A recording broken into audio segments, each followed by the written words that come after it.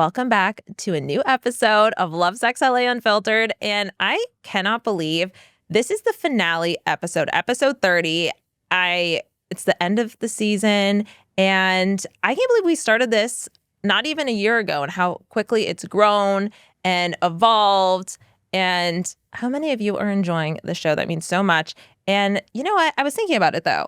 So this is the end of season 1 of the show, but it's actually very much the first season, I feel like, of my life, because I just turned 32 in January, Aquarius, of course. And I was like, Carrie Bradshaw was 32 in season 1 of Sex and the City. I'm in my Sex and the City era. And who else? Oh, Bridget Jones. She was 32 in the first Bridget Jones film. And I'm like, you know what? We're ready to lock in season 1 of our life. It might be the finale of season 1 of the show, but this is season 1 of our 30s, and it's only going to get better from here. So I thought, okay, how should I celebrate the end of this season? And I'm like, you know what? I'm going to share some dating and life truths that I've learned as a 32-year-old, because lucky for you guys, I don't gatekeep. And I want to share it with you and, see if any of my lessons, life lessons, all that fun stuff, all the things that life has taught me so far can help you. Because listen, there are times when I was like, even in my 20s and even at like 30, that I was like, I wish someone taught me that. I wish someone could have just told me that so I didn't have to go through it. So I'm going to start off with one very important lesson I've learned. It's still actually very hard for me, is the word no and setting boundaries. And the word no is a very complete answer. You don't need an explanation. You don't need to give people a reason why. The word no is a complete sentence. Whether it's in relationships, friendships, your job and career, no is a complete answer. And, I think the minute you set a boundary with someone, you learn a lot actually about your friendship with them or your relationship with them, or maybe it's a work relationship with that person.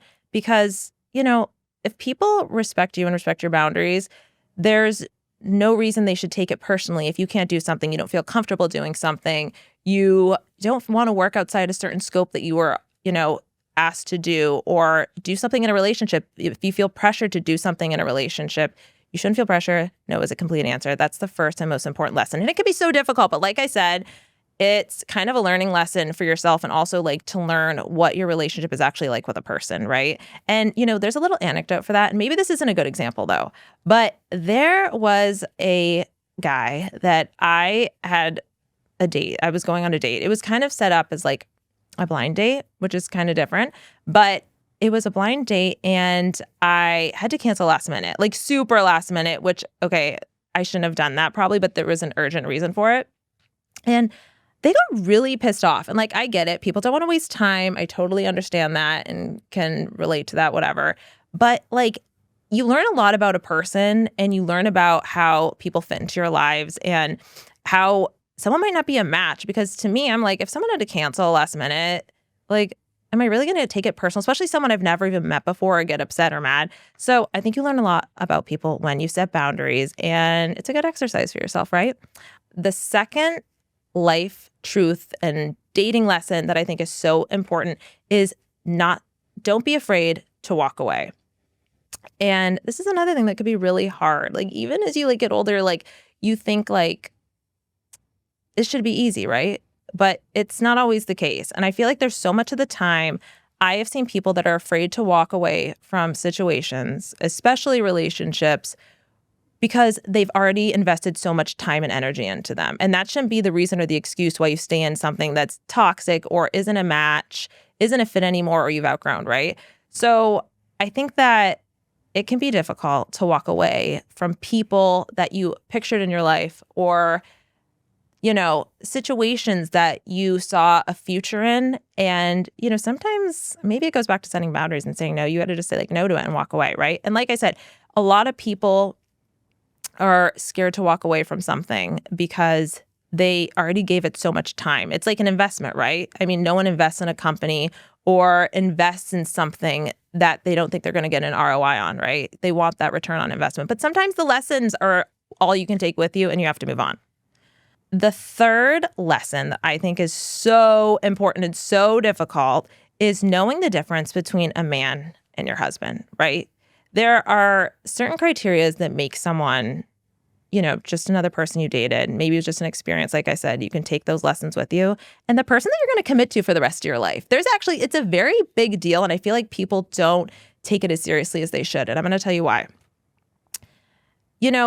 A person that you're going to spend your whole life with is a person that, okay, yes, there has to be the chemistry and the connection and like the fun moments, right? Those are the things we romanticize so often and the things we kind of hype up in our head. But they're also the people that you are going to be facing so many life challenges with in the future. Like the person that you spend the rest of your life with are going to be the people that you might face financial issues with. You might have to deal with like a sick parent, a sick kid, whatever it is. They are the person that you are going to be side by side with, almost like a business partnership and going through shit with. And it's not something to be taken lightly, right? So like every guy you date or person you date is not going to be your husband, right? And like sometimes it's like little things, little criterias that separate, some guy or some person you're dating from a person you're going to spend your life with. But I think, I have a friend actually who was on an episode of the podcast, and she gave me a really good piece of advice. And because that's something I've always struggled with actually, is like, you can like someone, but it doesn't mean like they're going to be the person you're with the rest of your life. But my friend told me you have to find one thing or quality about this person that disqualifies them, that makes it something casual instead of something where in your head fantasizing about like a commitment with them, right? And you know what? That was like a really good point. And her example on the show was she said she would never date younger guys again. So like she was seeing someone and it was casual, and she was able to mentally keep it casual by remembering, okay, like there's a quality about this person that disqualifies them from being someone that I'm going to go like commit to and fantasize about and think, that I'm going to, rationalize away into saying, oh, this is my forever person, right? So that was a really good piece of advice. And not in a cynical way, but in a very realistic way. You have to find something about the person that you say, okay, wait, like, yes, there's a connection. Yes, there's chemistry, but is this someone you're going to spend the rest of your life with? Another really good piece of advice I heard from someone is the person you end up with is someone that you should actually be able to see yourself in a divorce with. And what they meant was, if you can't picture yourself getting divorced from the person in terms of like, how would they act in a divorce? Would they be vindictive and would they intentionally try to hurt you? And I know like people when they're hurt do things, but I think that you have to take into consideration like how someone is under pressure and under stress, because that says a lot about them. But yeah. And another little story, actually, this is a very good example. And yes, maybe this is like an extreme thing, but it was something that disqualified this person for me in my head. I was seeing this guy, and he and I were at his house, and I had my car there, and we were both driving back to my house, right? And he lived like 30 minutes away. And I had to stop for gas, and he was following behind me. And I'm thinking, okay, like when we go to get gas, he will like get out of my car or get out of his car, and he's going to pump my gas for me. Like no questions asked. Like that's what a man does. And we pull up, and he didn't even get off his phone. He was staring down at his screen. And I'm like, this is definitely not my husband, because my husband would pump my gas. So find something about them that disqualifies them, and know how to separate a man you're seeing or just a man in your life from the person you're meant to be with for your whole life. Okay, that takes me to our next very important lesson. And I think this is one of the most important, actually, because so much of the time people victimize themselves and people don't want to take accountability. So that's my lesson here, is take accountability. Like you say you're single, you are upset you're not in a relationship or something isn't working out. You have to look within yourself and take accountability on the things you can control, because there's so many things, especially in dating and in life in general, that you aren't going to be able to control, right? But there's a lot of things within our grasp that we can take control of, take accountability for.